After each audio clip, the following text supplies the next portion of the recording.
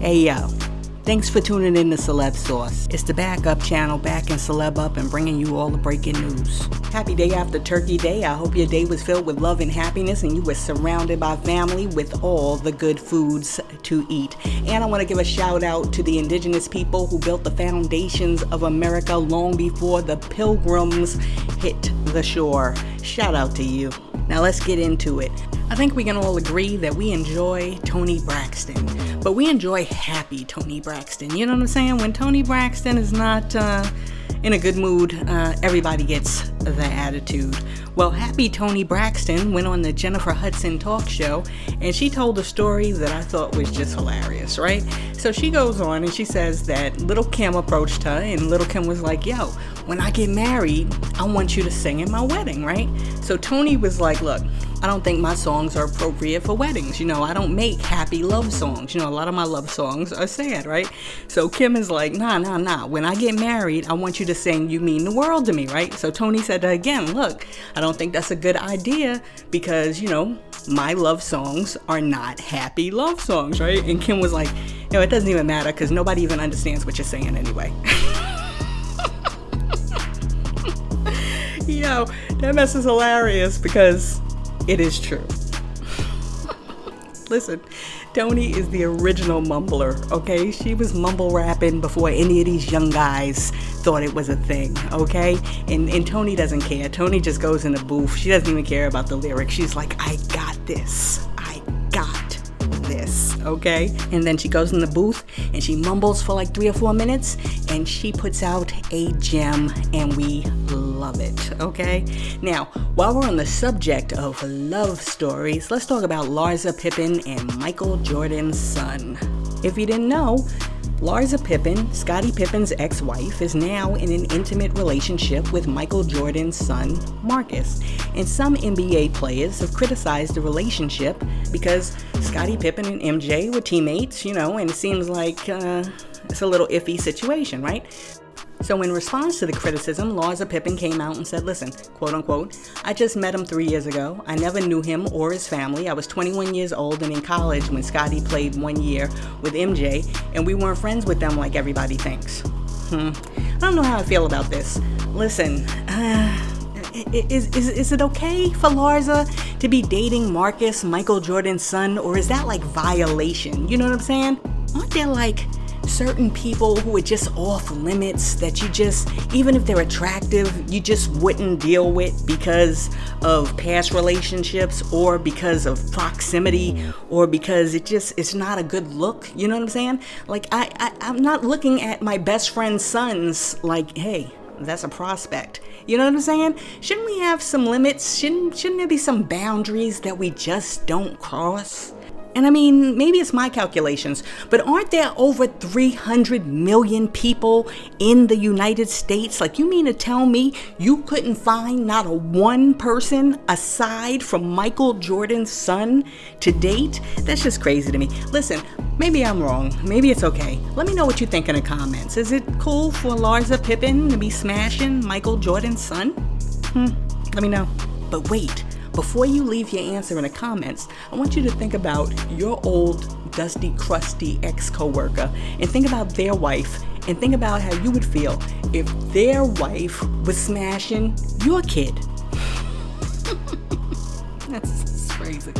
Listen, by now you have heard that Ye is back and Ye has announced that he's running for president in 2024.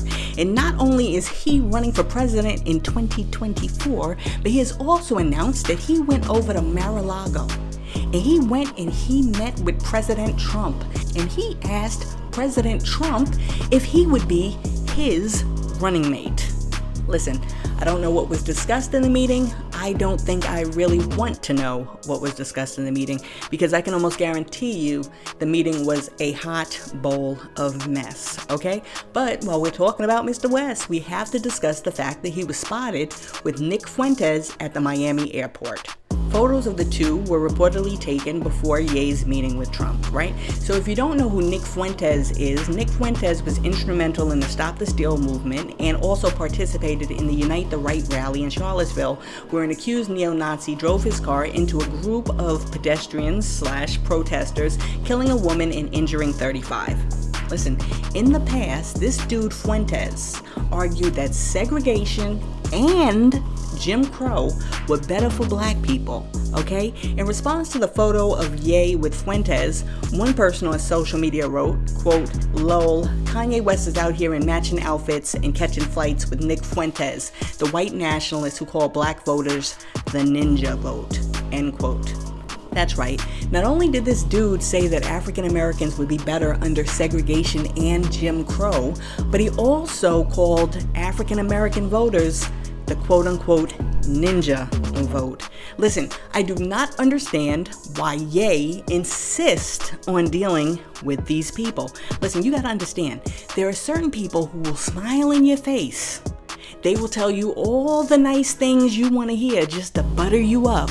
But in the background, they are working against you because they roll in a different circle. Now, while we're on the subject of people that Ye used to roll with, we have to discuss Balenciaga. In response to Balenciaga's recent campaign ad featuring children holding bears, wearing S&M harnesses, and highlighting paperwork that seems to condone nasty adults playing patty cake with kids, Summer Walker called for Balenciaga to be canceled. In a recent post, Summer said, quote, "Cancel them how y'all canceled Kyrie and Kanye," end quote. Now, Summer is not the only person calling for the high-end French fashion brand to be canceled. Once the ads ran, social media users began sharing the hashtag cancel Balenciaga.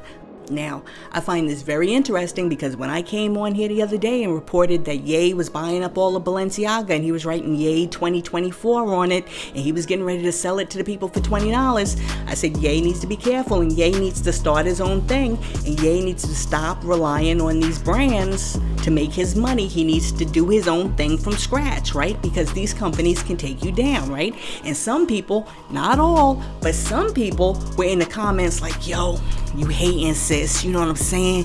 Ye trying to take the expensive brand and put it into people's hands, you know what I'm saying? Ye doing what's right for the people, you know what I'm saying? Listen, you can walk around in that perv gear if you want to, but I tell you who won't be rocking that ish.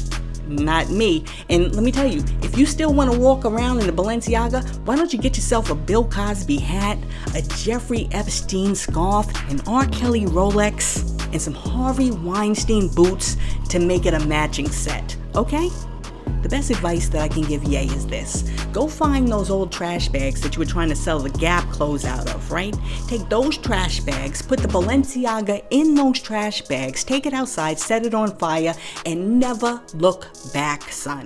You don't want to be associated with that. Now, even though we know that Balenciaga violated and we know that rocking the Balenciaga should be a no-no, I know that there's some fools out there who are still like, yo, you can't stop me from rocking the Balenciaga.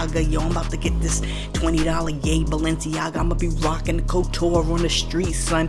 We know this, right? So let me see if I can find you a better deal. Let me see if I can find you something better on this Black Friday. All right, here we go. A few days ago, DJ Khaled announced that he's offering his pimped out crib as an Airbnb for 2 lucky fans. The mogul is giving 2 exclusive one-night stays at his home in Miami for only $11 a night. According to Khaled, his house is the best, and whoever gets the keys will be able to sleep in his decked out crib, which is loaded with Khaled's prized possessions and sneaker closet, which has over 10,000 pairs of kicks in it. The lucky guest will also get a We the Best pair of Jordan 5s, a private shopping spree, and a catered dinner from DJ Khaled's restaurant, The Licking. The one-night stay goes down December 5th and 6th, and you can request to book your stay starting on November 29th at 1 p.m. at, I think, Airbnb, right? But here's the thing. Guests are responsible for their own travel to and from Miami. Listen, if your life's dream was to go stay at DJ Khaled's house, this might be a good deal for you. It's not for me. I mean, I don't get pleasure out of like going to somebody else's mansion and then, looking in their closet and seeing 10,000 pair of like kicks, and then, you're sending me home with one pair of Jordan 5s. And then you're making me pay to get there and to get home. That's not for me, but it might be for you. If so, check it out. I don't know. Would you want to stay at DJ Khaled's house? Let me know in the comments. Now, it seems like mad people came out over the Thanksgiving break to see Black Panther: Wakanda Forever. As we all know, Ryan Coogler had to scrap the original script for the movie because of Chadwick Boseman's untimely death, R.I.P. Chadwick. But despite this fact, the people came out and they represented. In response to the turnout, Ryan Coogler said, quote, "Gratitude, that's the only word that comes to mind for your support of our work on the film Black Panther: Wakanda Forever, and I am filled with it. This medium wouldn't exist without the audience, and I thank you for giving me a professional purpose and emotional outlet. I look forward to bringing you more stories in the future," end quote. Listen, I finally got around to seeing Black Panther 2, Wakanda Forever, and I'm telling you, after we watched the movie, the fam was going at it. Everybody had their opinion, and it was like, which one was better? How come this happened? What was going on? I didn't feel this. You know how that goes. We're all critics when we watch these movies, right? But let me just say, regardless of whether you thought this was the greatest movie or you didn't think that this lived up to the hype, we can all say that we have to support our brothers and sisters when they come out with great works of art, and we have to represent when these movies come out. For many years, we did not have black superheroes, you know what I'm saying? And now we have them, so let's represent for them. Because if they're not box office hits, movies like Wakanda Forever will disappear forever. And now that we've said all that, I'm gonna bring it back around to my man Trump. Did y'all know that during his speech when he announced that he was going to run for president in 2024, he also made the statement that one of his platforms is going to be giving drug dealers the death penalty. Yes, he said it. He said he's going to push for giving drug dealers the death penalty. Check this out. If you look at countries throughout the world, the ones that don't have a drug problem are those that institute a very quick trial death penalty sentence for drug dealers. It sounds horrible, doesn't it? But you know what? That's the ones that don't have any problem. It doesn't take 15 years in court. It goes quickly, and you execute a drug dealer and you'll save 500 lives because they kill on average 500 people. It's terrible to say, but you take a look at every country in this world that doesn't have a problem with drugs. They have a very strong death penalty for the people that sell drugs. Listen, I'll be the first one to tell you that I do not condone drug usage, and I do not condone drug dealers selling drugs within the community. I don't like anyone who brings in destructive narcotics that harm the health of our people, right? But here's the thing though. I'm not sure about the death penalty because I do not think that Trump is talking about the white-collar drug dealers who bring the drugs into the United States and then disseminate them into impoverished communities. I think he's talking about Pookie. I think he's talking about Malik. I think he's talking about Jose. And he's definitely talking about your cousin Black, okay? You know exactly who I'm talking about. You know what I'm saying? And that is very dangerous. You see what's happening here? Listen, this is a democratic country and you can vote how you want to vote. So I'm not trying to tell you how to vote. I'm not trying to influence your vote. I'm just giving you the facts. And these facts are a little sus. And I think that if you're somebody who cares about the country, you need to pay close attention to this upcoming election. And I was getting ready to sign off and then it just hit. New news about Ye. It appears while we were all eating turkey and watching movies and chilling with our fam, Adidas tried to sneak one in. They announced that they're launching an investigation into the alleged misconduct of Ye. Adidas said it initiated the probe after receiving an anonymous letter making several allegations against the musician, which include him running around the office showing his coworkers and colleagues sexually explicit pictures of Kim Kardashian when she sent them to him, and also him running around the office showing his coworkers adult XXX material that would not be suited for the workplace. In a statement released Thursday, Adidas said, "It is currently not clear whether the accusations made in an anonymous letter are true. However, we take these allegations very seriously and have taken the decision to launch an independent investigation of the matter immediately to address the allegations." Listen, all I'm gonna say is Adidas should have just left things as they were, okay? He's gone. He's not bothering anybody. None of those people suffered any serious trauma because of what Kanye West was doing in the office. And I'll say this, the Sixth Amendment of the U.S. Constitution says that if you're accused of a crime, you have a right to know your accuser. So even though I might not agree with Ye, I'm standing behind Ye on this one. Don't say nothing to Ye. Don't talk about Ye. Don't talk about any investigation until the person who made the allegations comes forward. I don't even want to deal with this. At this point, they're taking it too far. Now, let me know what you think. Do you think it's okay for people to be put under investigation when companies receive an anonymous letter? Or do you think that people who make accusations need to be able to stand up and stand behind their allegations, especially when they are allegations such as these? Let me know what you think in the comments.